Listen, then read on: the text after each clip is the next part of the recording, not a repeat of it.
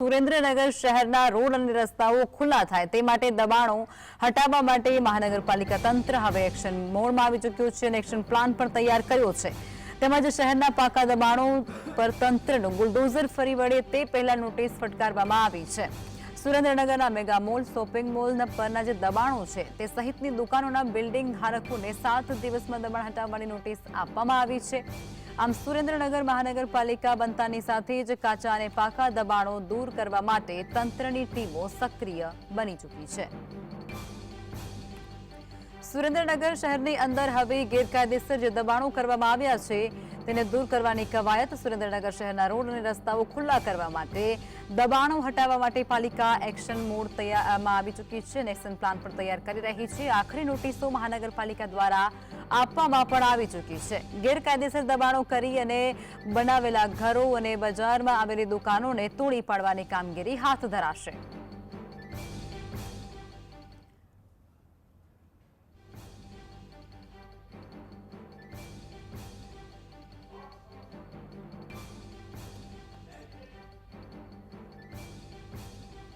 સુરેન્દ્રનગર શહેરના રોડ રસ્તાઓ ખુલ્લા કરવા અને દબાણો હટાવવા માટે ઝુંબેશ હાથ ધરવામાં આવી રહી છે, જેમાં આખરી નોટિસ મહાનગરપાલિકા દ્વારા આપવામાં પણ આવી રહી છે અને ત્યારબાદ જે ગેરકાયદેસર દબાણો છે, ગેરકાયદેસર જે દુકાનો છે બજારોની અંદર તે તમામને દૂર કરવા માટેની કવાયત હાથ ધરવામાં આવી રહી છે।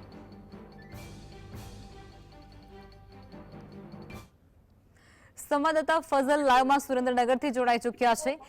ફઝલ, સુરેન્દ્રનગરની અંદર ગેરકાયદેસર દબાણો શહેરની અંદર જે પણ જગ્યાઓ છે તે જગ્યાને નોટિસ ફટકારવામાં આવી છે। ગેરકાયદેસર ઘર અને દુકાનો સહિતની વસ્તુઓને નોટિસ પાઠવવામાં આવી છે। કઈ પ્રકારની કાર્યવાહી થઈ રહી છે? આમ તો સમગ્ર ગુજરાત રાજ્યમાં દબાણ હટાવવાની ઝુંબેશ ચાલી રહી છે અને દાદાનું બુલડોઝર ફરી વળી રહ્યું છે। ત્યારે સુરેન્દ્રનગર મહાનગરપાલિકા બની ત્યારથી અત્યાર સુધીમાં સુરેન્દ્રનગર શહેરમાં 500 થી વધુ નાના મોટા દબાણો મુખ્ય માર્ગો ઉપરથી દૂર કરવામાં આવ્યા છે। ખાસ કરીને રસ્તાઓ પહોળા બને અને શહેરમાં જે વિકટ સમસ્યા ટ્રાફિક સમસ્યા છે તે હળવી બને તે માટે દબાણ ટીમની જે દરખાસ્ત પણ કરવામાં આવી છે। સુરેન્દ્રનગર જિલ્લામાં હવે કોમ્પ્લેક્સો હોય, શોપિંગ મોલ હોય કે પછી અન્ય જે ઘરોમાં કરવામાં આવેલા અને દુકાન બહાર કરવામાં આવેલા દબાણો તોડી પાડવા માટે મહાનગરપાલિકાના કમિશનર દ્વારા આખરી નોટિસો ફટકારવામાં આવી છે અને તમામ જે દબાણો કરતા છે તેમને 7 દિવસમાં દબાણ હટાવી લેવા માટે આહવાન કરવામાં આવ્યું છે। ખાસ કરીને દબાણ શાખાના અધિકારી આપણી સાથે છે, તેમની સાથે વાત કરશું કેવા પ્રકારની કાર્યવાહી ચાલી રહી છે। ખાસ કરીને વાત કરવામાં આવે તો મહાનગરપાલિકા થઈને આજે કલ કરતા 3 મહિના થઈ ચૂક્યા છે અને એમાંની વાત કરવામાં આવે તો મેઇન રોડ ઉપરની અત્યારે ખાસ ઝુંબેશ હાથ ધરવામાં આવી છે। જેમાંની વાત કરીએ ટાવર રોડ ઉપર આવેલા 7 પાકા દબાણો જેને અમે લોકોએ દૂર કરી નાખવા આવેલા છે। આમ છતાંની જો વાત કરવામાં એસપી ફૂડ રોડ ઉપર એસપી સ્કૂલની બાજુમાં આવેલું નગરપાલિકાના ગ્રાઉન્ડ છે, તેમાં માણસો દ્વારા અન્ય કાસ્ટ દ્વારા પાકા દબાણો કરી નાખવામાં આવેલા છે। જેની વાત કરવામાં આવે તો 7 થી 8 મકાન બનાવી નાખવામાં આવેલા છે, જે કોઈ જ કાયદેસર નથી। તેને પણ નોટિસ દિવસ 7 ની અમે નોટિસ આપવામાં આવી છે। જો 7 દિવસની અંદર આ લોકો દ્વારા જો પોતાની દ્વારા હાથે લઈ લેવામાં નહીં આવે તો નગરપાલિકા દંડ વસૂલી અને એમની માટે કાયદેસરની કાર્યવાહી હાથ ધરવામાં આવશે। આમ છતાંની વાત કરવામાં આવે ગેબનશા પીર છે, ગેબનશા પીર રોડ ઉપર મેઇન રોડ છે, તેની ઉપર પણ કાચા પાકા દબાણો કરી નાખવા એમને પણ દૂર કરી નાખવામાં આવેલા છે।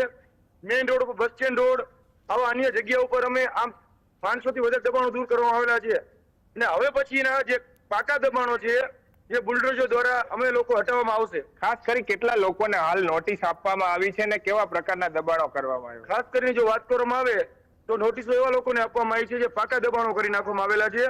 જેમની વાત કરવામાં એસપી સ્કૂલની બાજુમાં આવેલું મેદાન છે, જેમાં લોકોએ મકાન, વંડા, ગાયું પાળવા માટેના વંડા બનાવી નાખવામાં આવેલા છે, એ લોકો અમે પાડી દેવામાં આવશે। દિવસ 7 માં જો આ લોકો નહીં હાથે ધરવામાં આવે mega mall, shopping centre, mega mall shopping સેન્ટરની વાત કરવામાં આવે ખાસ તો તે લોકોએ અંદર એમનું પાર્કિંગ સેન્ટર વચ્ચે આપવામાં આવેલું, એ છતાં એ લોકોએ બંધ કરી નાખ્યું। તે લોકોને અમે કાલ દ્વારા પાડી દીધું છે અને અત્યારે પાર્કિંગ ખુલ્લું કરી દેવામાં આવેલ છે।